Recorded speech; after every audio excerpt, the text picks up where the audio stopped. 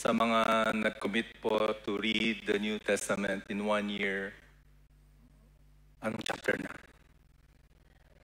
12. Very good. Anong sabi ng recite nga ang chapter 11? Pag na-recite mo, pwede ka na kumuha ng lapis at nung bookmark from Chebs. Punta kayo kay Chebs mamaya. If you're up to date with your commitment, that's our way of encouraging you. Approach Chebs for that GCF very precious, how many dollars each? And then, na pencil and the bookmark. It's a small token for your effort. Alam po naman natin na hindi madali to commit to such. Sino sumulat ng Book of Matthew? Si Matthew. Very good. Book of Mark. Sino si Mark? Hindi si Mark Go. Mark, one of the associates of the Apostle Peter. Next book is Luke. So, sino sumulat ng Luke? Si Luke, si Dr. Luke, the one who wrote the book of Luke or the Gospel of Luke, addressing it to Theophilus. And he's also the one who wrote the book of Acts. Kaya yung sa Acts, at the start, in my former book, sabi niya, Luke was referring to the Gospel of Luke when he started writing the book of Acts. The next one is John. Sino sumulat ng John? Si John. Mo, hindi si John Ko.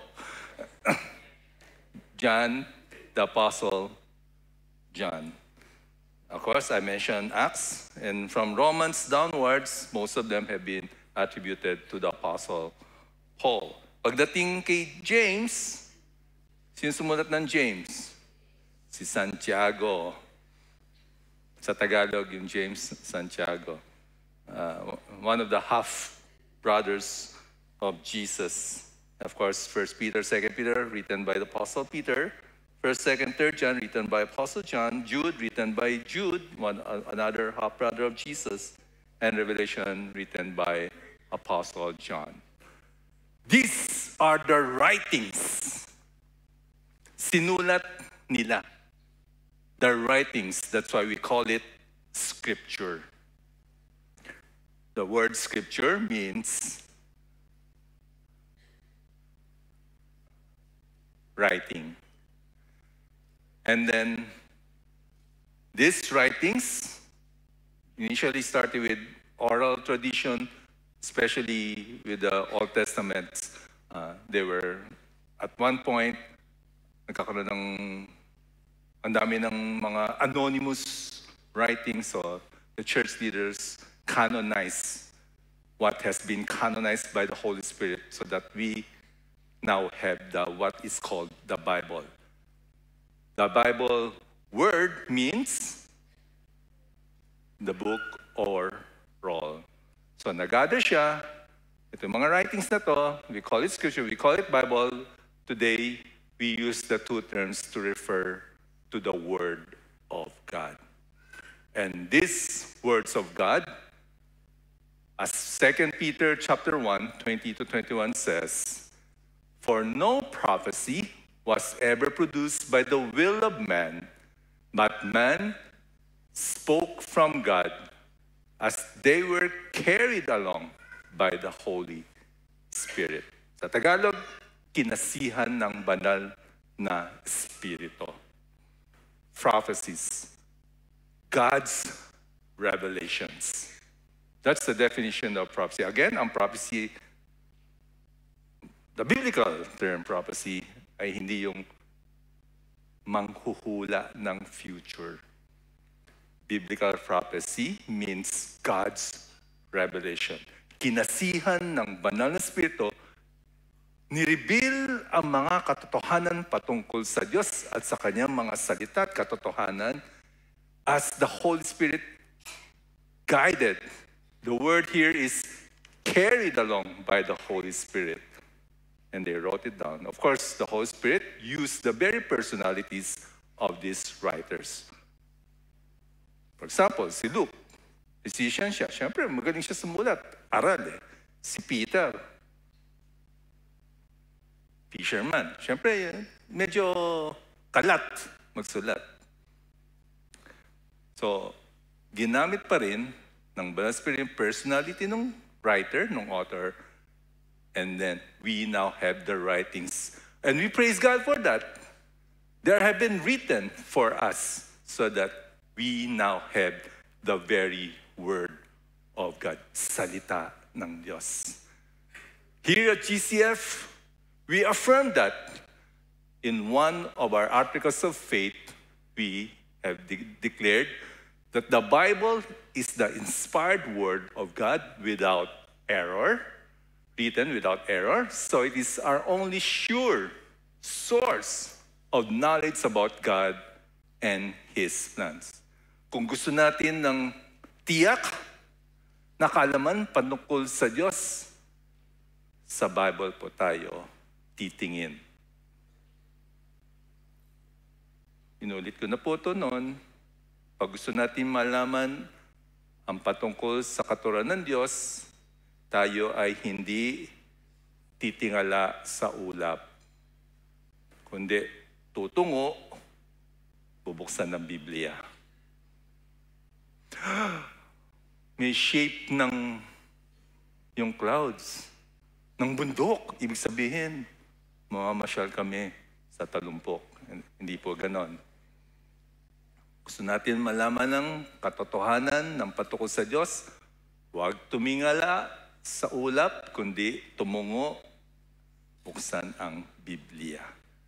Ito po ang salita ng Diyos, katotohanan na pinahayag ng Diyos para sa atin. Thus, a prophet, we define a prophet as a man who has received revelations from God and declares them to the people. That's a prophet. Revelation from God, declaring them to people. Hindi yung feel ko itong sinasabi ni Lord. Mag-iingat po tayo. And that's why this year our trust is authentic Word. So what does it mean to be in the Word? What does it mean to be in authentic Word? Pray tayo. Panginoon, Banal na Espiritu, hinihin namin muli ang iyong pangungusap sa amin. Nawa, Panginoon, yung salitang bubuksan namin mula sa iyong banal na kasulatan ay gagamitin mo upang muli kaming kausapin, kumbisihin, i-convict, upang lalo naming makilala ang kaisa-isang Diyos na dapat naming sinasamba. Kami po ay nananalangin sa ngalan ni Jesus. Amen. Authentic Word. The Word is spelled W. Kaya niyan. W-O-R-D.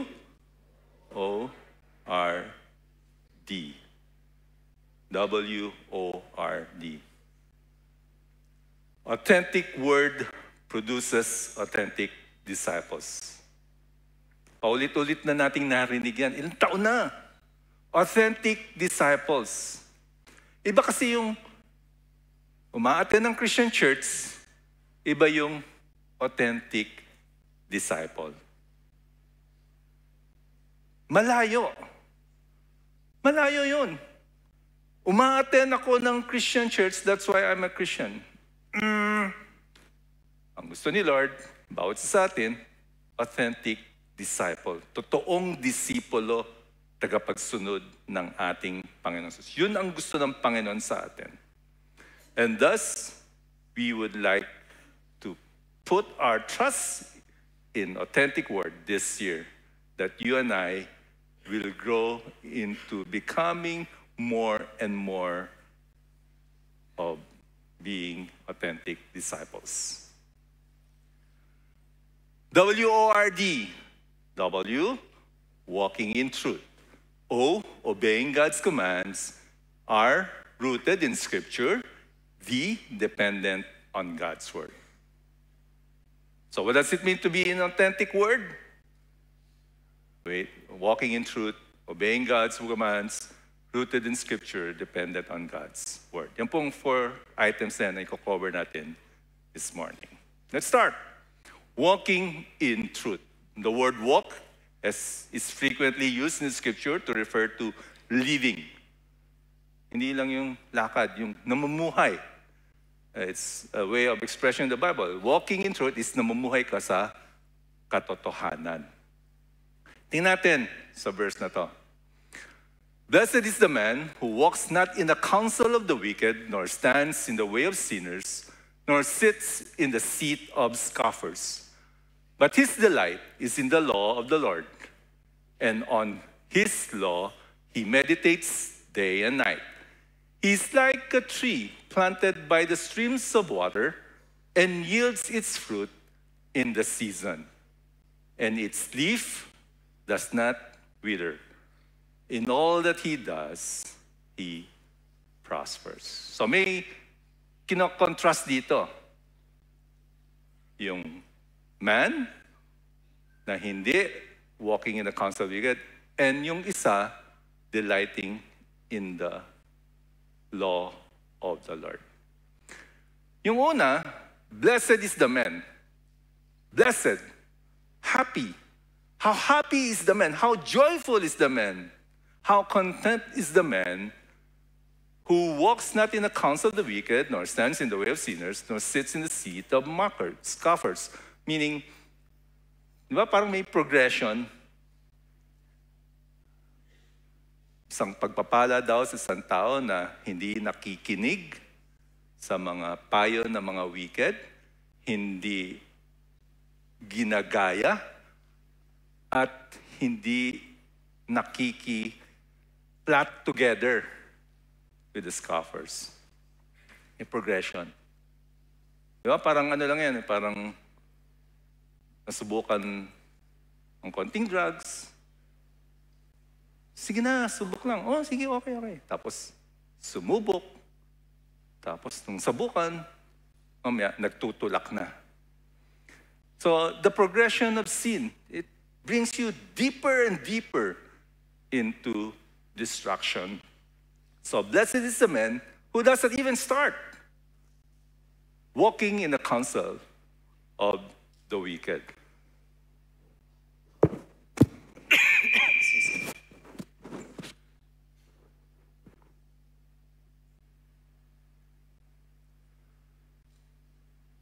You and I are warned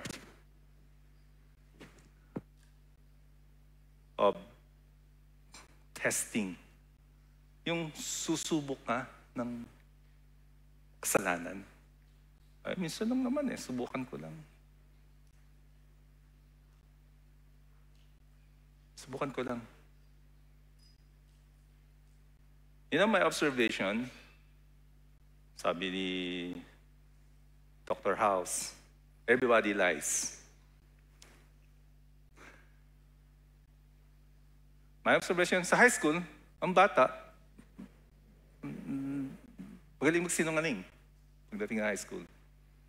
Alam nyo, pagpasok ng college, I think it's a culture in universities and colleges about lying.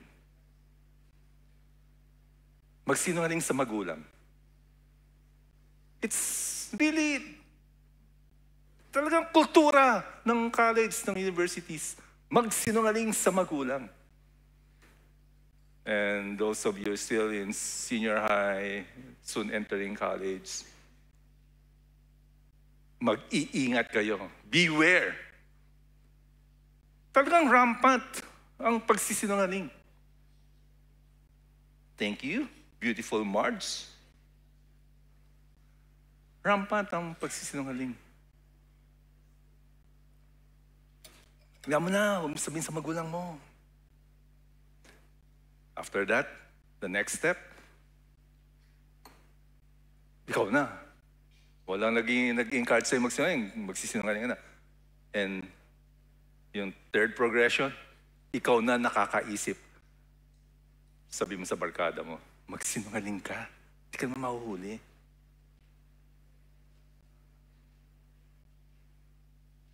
Sooner or later, you are deep into destruction. Alalim na. So, you want to be blessed by God? Take note of this. Now, in contrast to that kind, look at verse 2. It starts with the word but. Sa Bible study method, isang word na hindi natin pinapansin, pero napakahalaga. Kasi dito may contrast. Kung yung isa, napakasama, dito, his delight is in the law of the Lord. Yung kanyang kasiyahan ay yung salita ng Diyos. His delight. When this puppy accidentally nalunok niya yung Christmas light bulbs, of course, nataranta yung may-ari ng aso, dinala sa vet, binoperahan, nailabas yung mga bulb lights. Okay, nung may labas, okay na si Papi. Of course, yung may-ari ng aso, delighted. Yung aso, delighted. Kala ko wala makakagets. Kagalakan, kasiyahan. His delight is in the law of the Lord. Yun ang kanyang kasiyahan. Di ba pag kasiyahan, gustong-gusto natin. May gala, ay kasiyahan yan. Gagawa at gagawa ng paraan para makapunta. Right? Mag-iipon. Tulad ng family camp. Gusto ko yan, may kasiyahan. Ngayon pa lang, nag-iipon na, 20-20. Delight. You're delighted. You want it. Right? Kung gusto, may paraan. His delight is in the law of the Lord. And on His law, He meditates day and night. Kung ang delight natin ay ang salita ng Diyos, we read it, we meditate it. It's very crucial that you and I really commit to this trust for 2025. There are so many struggles, so we need really to delight in it. I have a confession. Nung Friday, patulog sa hapon na, gabi na actually, mga 8 p.m. na. Nandun ako sa room, prepare ng sermon, nagpa-Facebook, napatagal yung Facebook. Mamaya, na-realize ko, hindi ko pa pala nababasa yung aking Old Testament passages for that day, 2 chapters. Yung New Testament, in the morning, nabasa ko na. Yung Old Testament na 2 chapters, hindi ko pa pala nababasa. Nasa Facebook ako. Yun yung sinasabi ko sa last week, di ba? So, talagang temptation to spend so much hours sa ating mga social media, napakataas, napakalakas ng temptation. Di ba? Isang video, mamaya dalawa, mamaya isang oras na. Grabe talaga yung kasalanan ng device na yan. And so I put down my phone, I read my Old Testament 2 chapters, and I felt bad. Kailangan talaga labanan. Right? Kaya sa ating magsasabing, busy ako, pastor, kaya hindi ko nabasa yung verse ko, yung passage ko. Diba? Diba? Hindi ko nabasa kasi busy ako. Ilang oras ang inubos mo sa yung Facebook, sa yung TikTok, sa yung Instagram. Diba? Totoo naman eh. Pastor, busy ako, daming schoolwork. Tingnan mo yung screen time mo, ilang oras. Pansinin mo sarili mo, nakailang oras ka sa social media, tapos sasabihin mo ng, Pastor, busy ako, daming schoolwork. Pastor, busy ako. Ang dami ginagawa sa bahay. Maglalaba, magluluto. But then, if we are really honest with ourselves, actually, honest before God. Huwag na sa akin. Huwag mo na sabihin sa akin, Pastor, busy ako, kaya 3 chapters delayed ako. Huwag mo na sabihin sa akin. Say it to God. Lord, busy ako eh. Sabi ni Lord, talaga? Ay, 2 oras ka sa Facebook kahapon. Delight in the law of the Lord. And on His law, He meditates day and night. Yun yung contrast. And then, here's the beautiful result. He's like a tree planted by streams of water that yields its fruit in the season, and its leaf does not wither. All that he does, he prospers. Wow, di ba? Inihalimbawa sa isang puno na nagbibigay bunga. Inihalimbawa ang isang delighting, meditating in the Word of God sa isang punong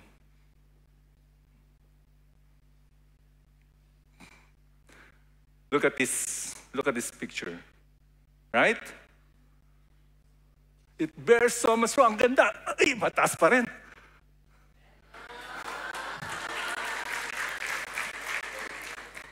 Napataas yung picture. I thought this time I didn't have to jump. Last time, PowerPoint pa lang, I really had to jump.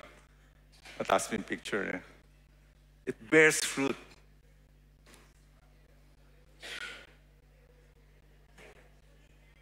Ulitin ko.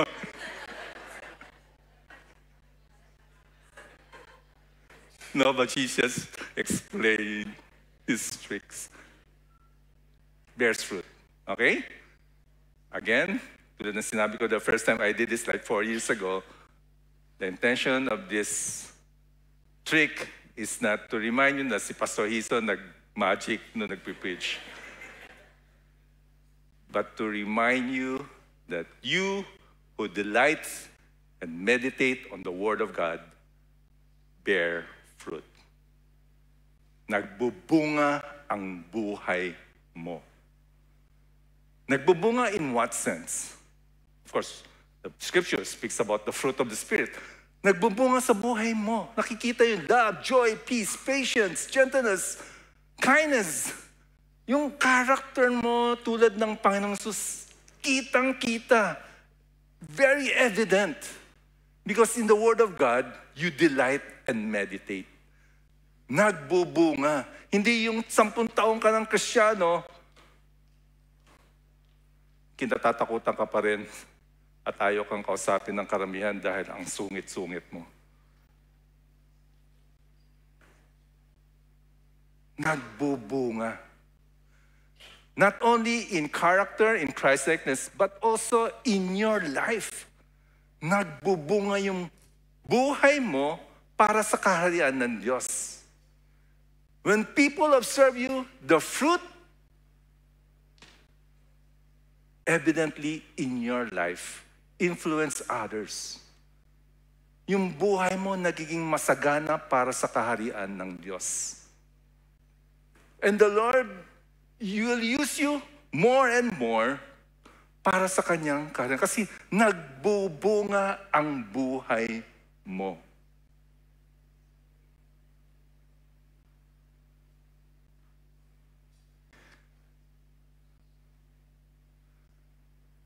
And guess what happens to the wicked? The wicked are not so, but are like chaff that the wind drives away. Ipa.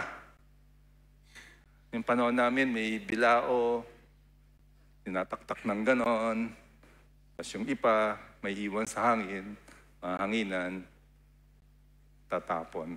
Matitira yung bigas. Anong nangyari sa ipa? Tinatapon. Driven away. Driven away from the kingdom of God. That's what will happen with those who are wicked. The wind blowing away, because the wicked makes no mention of God.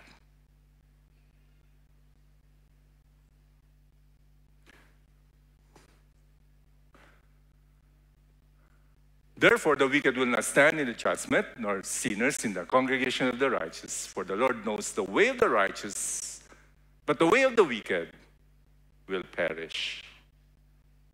What a warning. We're talking about becoming authentic disciples. And for some of us, nagiging complacent tayo. Chill-chill lang. Sa Bible kung gusto. Church kung gusto. Susunod kay Lord kung gusto. Pinipili alin ang gusto lang gawin. I think one of the reasons we are choosy and we are complacent and we don't really obey God with all our hearts, with our minds, with our soul, it's because may failure tayo to understand the holiness of God. Yung pagiging banal ng Diyos. And that's why we need to do the authentic word. Go to the Word of God, delight in it, meditate on it. And the more we understand the holiness of God, the more we will understand how wretched we are, how wicked we are, how sinful we are. And the more we understand the grace of God, yung biyaya ng Diyos, si Jesus namatay para sa iyo, para sa akin, tayong lahat makasalanan na patuloy nating dinideny si Lord sa buhay natin. And then the more we understand the holiness of God, the more we understand His grace, the more we will become authentic disciples in true worship. By the way, thank you for many who came early today. Next week, ulit. Next week ulit. Agahan natin. If you left 9:45 this morning from your house, and pagpasok mo, kumakanta na, next week you leave maybe 10 minutes earlier. Para pagpasok mo, upo ka, and then when the call of worship happens, you are there, ready with your hearts to worship God.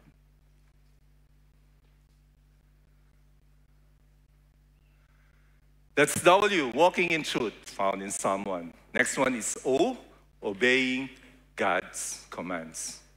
This is our key verse for this year. Nakalagay doon, 2 Timothy 3:16 to 17. All scripture, again, all writings, is breathed out by God and profitable for teaching, for reproof, for correction, and for training in righteousness, that the man of God may be complete, equipped for every good work. So yung mga kasulatan daw, ito pa ay gagamitin upang magturo ng katotohanan patungkol sa Diyos sa kanyang pamamaraan. Gagamitin sa pag-rebuke ng mga makasalanang pamamaraan. Correction, that is to address those in error. Itama ang mga mali at gamitin to in training to righteousness. That is to make authentic, multiplying disciples. That's how crucial the Bible is. For example, itong nabasa natin sa Matthew chapter 4, sa ating mga nag-commit to read the New Testament in 1 year. And if you haven't done so, hindi ka pa nagko-commit to read your New Testament, at least in 2025, pwede pa. Pwede pa kayong humabol. Ito, napakagandang halimbawa. Matthew chapter 4. Then Jesus, as you noticed when you read Matthew in chapter 4, nasa wilderness si Jesus and he was tempted by the devil. Then Jesus was led by the Spirit into the wilderness to be tempted by the devil. And after fasting 40 days and 40 nights, he was hungry. And the tempter came and said to him, "If you are the Son of God, command these stones to become loaves of bread." Ito yung temptation. Kung ikaw nga ang anak ng Diyos, ang temptation ng devil kay Jesus, utusan mo itong mga bato na maging tinapay. Kasi nga, fasting eh. Gutom, may appetite need, may desire. Ang sagot ng Panginoon Jesus, it is written, Jesus himself, quoting Old Testament passages, "Man shall not live by bread alone, but by every word that comes from the mouth of God." Ang tao hindi dapat namubuhay sa tinapay lamang, kundi sa bawat salita ng Diyos. Authentic Word teaches us to follow God's will over human desires. May need, di ba? May gutom eh. So, why not, right? Gawing tinapay para ma-satisfy yung hunger. And yet, Jesus said, this is not the purpose of God for me at this time. The purpose of God is for me to fast, not to satisfy my human desire.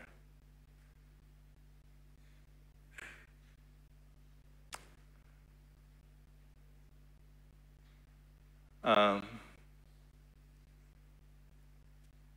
then there's the next temptation. Basahin ko. Verse 5.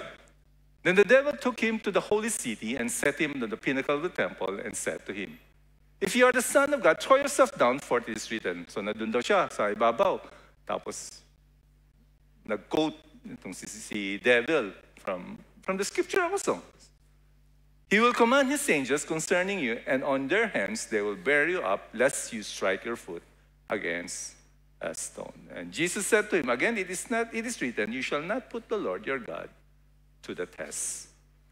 Totoo naman, yung prophecy for the Messiah ay pababa. So, sinasabi siya, gawin mo na yan para glorious ka. Sabi ng Panginoon, hindi naman yung will ni God para sa akin at this time eh. Ang mission ni Jesus, nung siya ay nagkatawang tao, ay hindi mag-grand entrance, ngunit ang mission niya ay pumunta doon sa cross. I think it was C.S. Spurgeon who said, at one of our sermons we talk about the laying of crowns, right? Sabi ni C.S. Spurgeon, Christians, there won't be any laying on crown without bearing the cross. There won't be any laying of crowns without bearing your cross. Kasi ang gusto nga natin, wow, one day, malagyan ako ng crown ni Lord. Pero ayaw naman natin i-carry yung cross of service, cross of sacrifice. Ang gusto natin, crown lang. And that's why the quote. And this is what happened here. Ang gusto ni Satan, ang temptation kay Jesus, maging maging sikat ka na. Yung glory mo, pakita mo na. Hindi naman yung purpose para sa kanya at this time. He came that he may die on the cross for us. So authentic word teaches us to seek God's purpose over self-glory. Self-glory. Nakita natin yan. Very tempting yan. Very tempting yung to glorify oneself. Very tempting. So let's continue to remind ourselves the example of Jesus. Third temptation. Verse 8, again the devil took him to a very high mountain and showed him all the kingdoms of the world and their glory. And he said to him, "All these I will give you if you will fall down and worship him." Sabi ni Satan kay Jesus, "Lumod ka, sambahin mo ako at lahat ng yaman to. Nakikita mo, lupay niyan. Lahat bibigay ko sa'yo. Lahat ng yaman yan." Yan ang temptation ni Satan kay Jesus. Ang sagot ni Jesus sa verse 10, Then Jesus said to him, "Be gone, Satan, for it is written, you shall worship the Lord your God, and him only shall you serve." Authentic word teaches us to worship God over worldly wealth. We attended a wedding. And it so happened, yung bride, yung mother ng bride, friend ni Tita Grace nyo. So, ninong-ninang kami. Hindi namin alam, yung mother naman ng groom, batchmate ko pala from high school.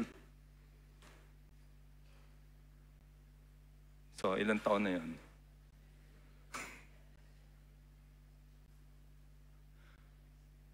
"40 years ago. 40 years ago ko na siyang hindi nakikita, itong itong mother of the groom. Pagdating na, kasi hindi ko siya maalala. First impression, pumasok sa isipan ko, tanda na rin. Siguro 40 years. Titingnan ko niya, mukhang ko siya. Pero ang tanda na niya.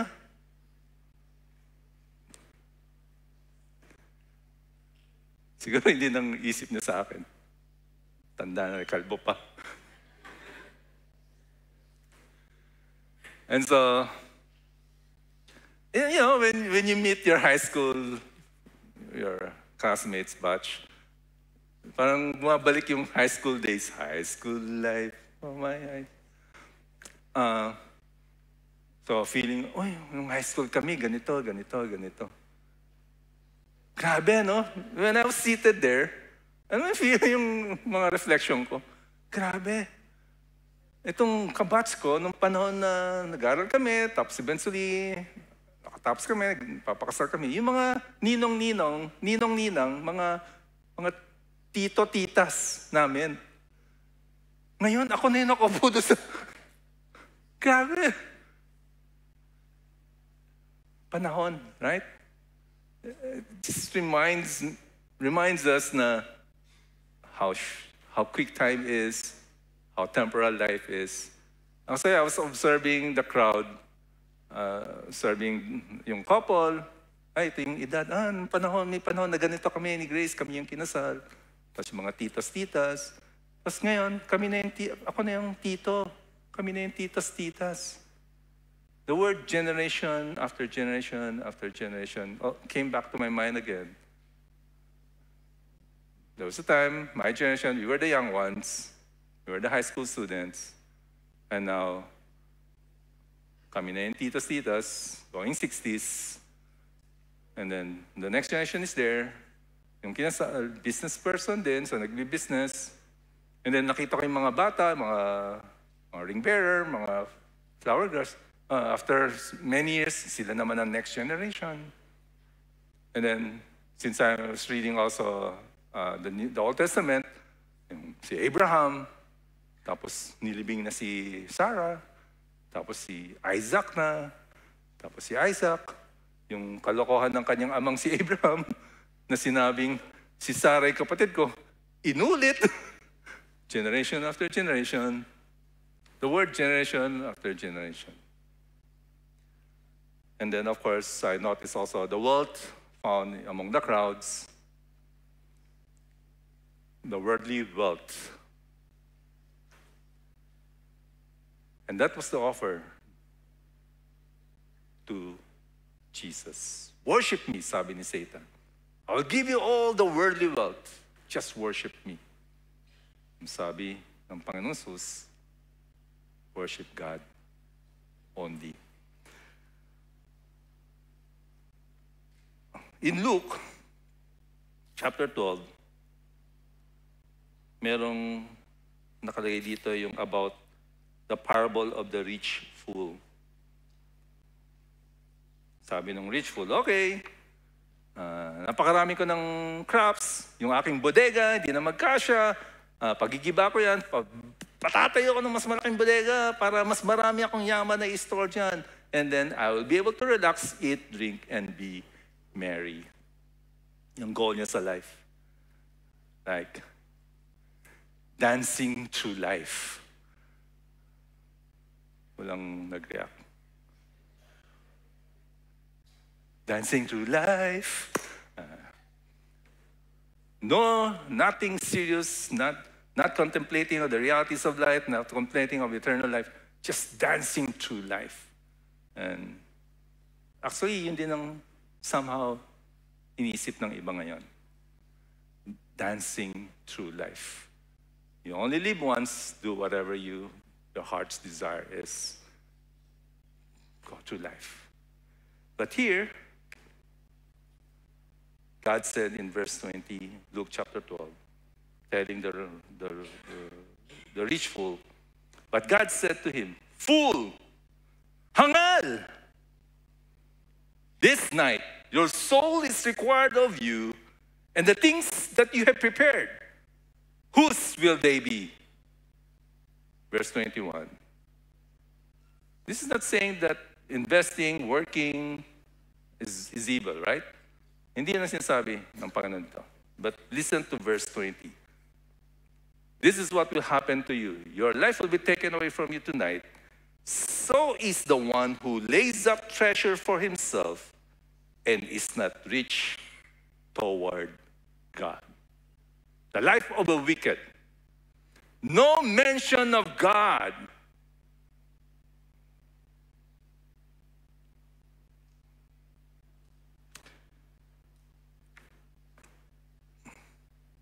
That's what we will continue to learn as we dwell in the very Word of God.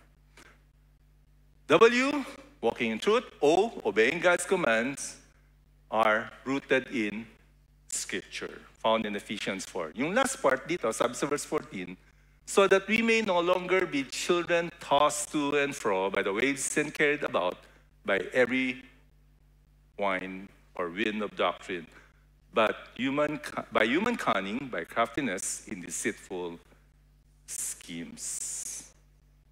In the last days, ang desire ng mga tao is to hear what their itchy ears want to hear. Yung gusto lang marinig, walang story, walang preaching about repentance, walang preaching about sinfulness. Papunta ka sa church, you'll feel good, God will prosper you, God will bless you, God will give you the desires of your heart. Just pray, obey God. Yun ang klase ng preaching, gusto nang marinig ng tao. Ang sarap naman pakinggan, di ba? Uwi kang encouraged kasi, wow, ang ganda ng preaching kasi puro positive. That's what we call prosperity gospel. So you'll find churches. Talaga mega, sobrang daming umaattend kasi lahat tuwan-tuwa sa preaching. Magsa-cite ng verse, tapos ang dala-dala mo, magpa-prosper ka. And we need to be careful with that. I remember may isang sa Facebook, ang title niya, what are the things you hear in church that are not biblical? So, madami nagpo-post. Yung sasabi, may mga preachers na magsasabing, salvation can be earned by works. Of course, that's very wrong. That's false teaching. Because salvation, ang kaligtasan natin, ay dahil sa ating Panginoon, hindi sa ating gawa. Okay? Some even say na if you don't speak in tongues, you're not a Christian. You're not a true Christian. So that's false. That's error, complete error. Hindi porke hindi ka nag-speak in tongues, hindi ka Christian. That's completely mali. Okay. So, many more.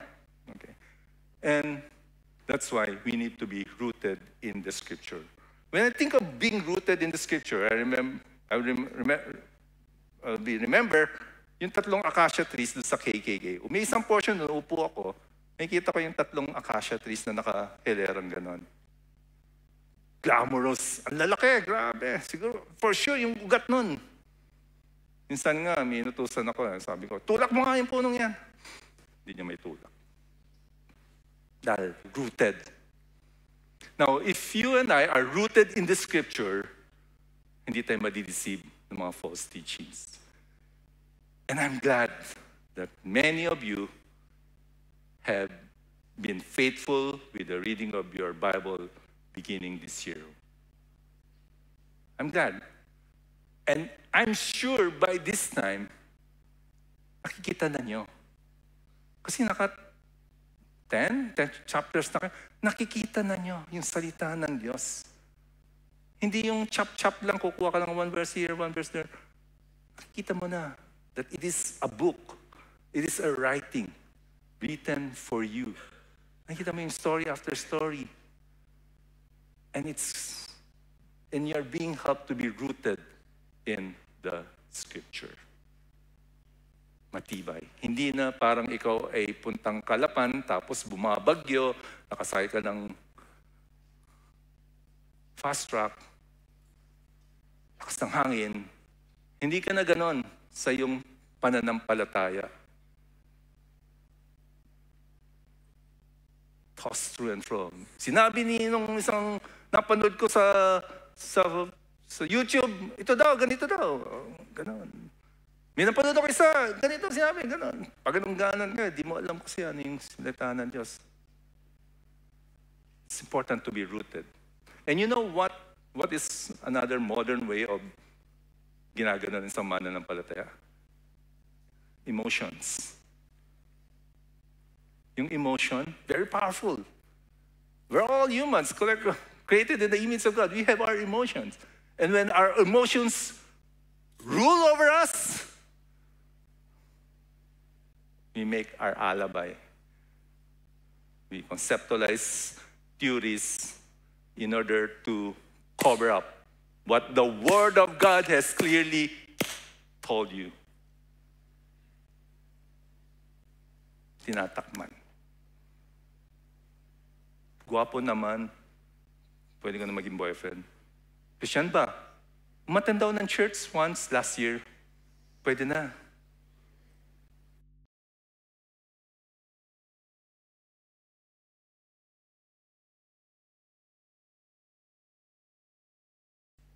Oh, Christian na yun.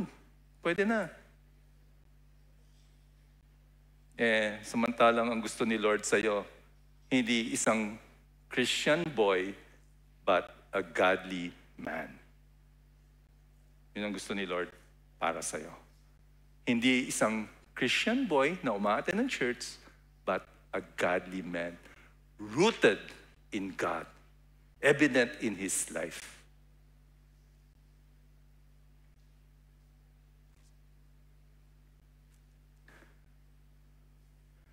Rooted in Scripture. And the last one is dependent on God's Word. We covered that earlier in Matthew 4, verse 4. Man shall not live by bread alone, but by every word that comes from the mouth of God. Kaya nga, all Scripture is God-breathed. Breathed out by God. Hinga ng Diyos. God-breathed. Hinga ng Diyos. Man shall not live by bread alone, but by every word found here. So what does it mean to be an authentic word? W O R D. Let's pray. Holy Spirit, help us all, Lord, that bawat sa amin dito, Panginoon, will be in your word. That all these 4 things found in Scripture, W-O-R-D, will be evident in our life, progressing in our life as we dwell, delight, meditate in your very word. Help us all, Lord. When there are distractions, Lord, tulungan mo kami to overcome it. Help us to prioritize you and your word, oh Lord. And we know, Lord, just like you have promised that we will be blessed.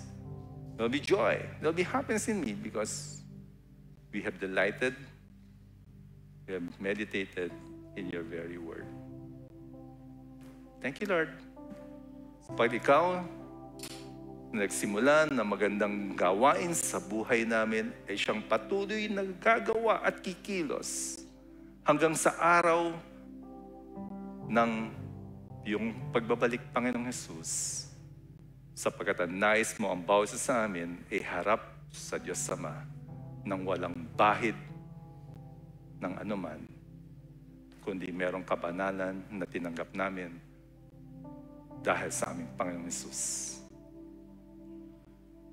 We pray in Jesus' name. Amen.